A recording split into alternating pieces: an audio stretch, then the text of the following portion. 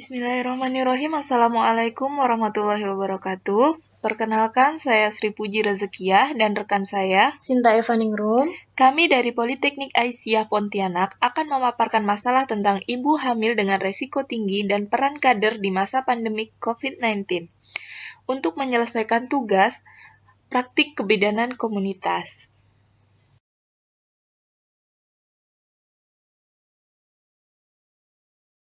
Apa sih itu resiko tinggi kehamilan?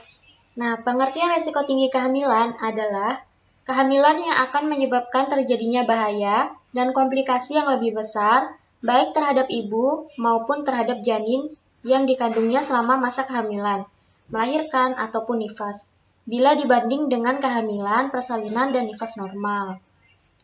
Nah, bagaimana sih cara mengatasi atau mencegah kehamilan resiko tinggi? Yang pertama, usia hamil tidak kurang dari 20 tahun atau lebih dari 35 tahun.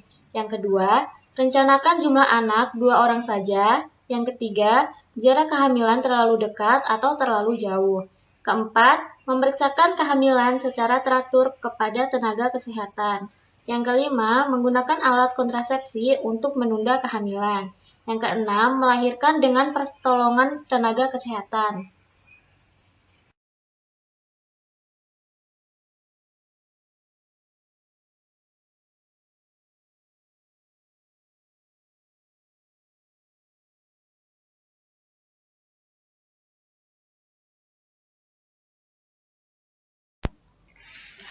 Apa saja sih faktor resiko tinggi kehamilan?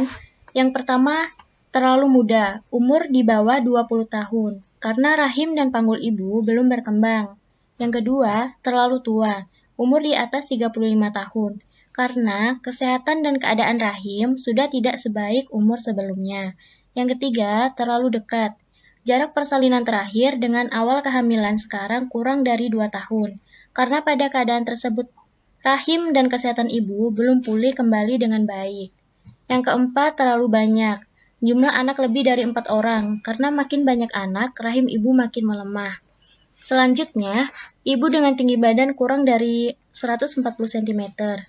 Yang kedua, adanya kesulitan pada kehamilan atau persalinan yang lalu. Yang ketiga, sering terjadi keguguran sebelumnya. Yang keempat, kebiasaan ibu seperti merokok, alkohol, dan obat-obatan.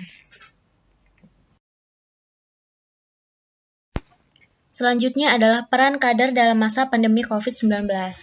Yang pertama, kader bersama bidan desa dan puskesmas memetakan jumlah ibu hamil dengan dugaan COVID-19, jumlah ibu hamil yang akan membutuhkan pelayanan pasca persalinan, jumlah bayi baru lahir, dan jumlah balita.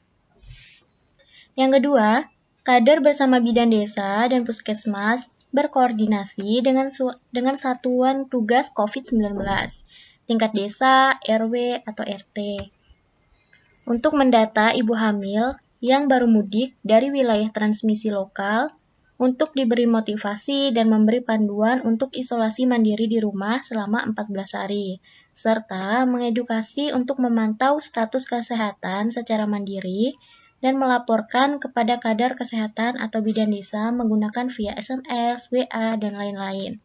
Yang ketiga, jika pada saat isolasi mandiri bumil ada gejala infeksi COVID-19 dengan demam, nyeri telan, batuk, pilek, dan sesak napas, maka disarankan untuk segera konsultasi dengan bidan desa atau ke puskesmas. Baiklah, hanya itu yang dapat kami sampaikan. Kurang lebihnya kami mohon maaf. Wabillahi taufiq wal hidayah. Wassalamualaikum warahmatullahi wabarakatuh. Terima kasih.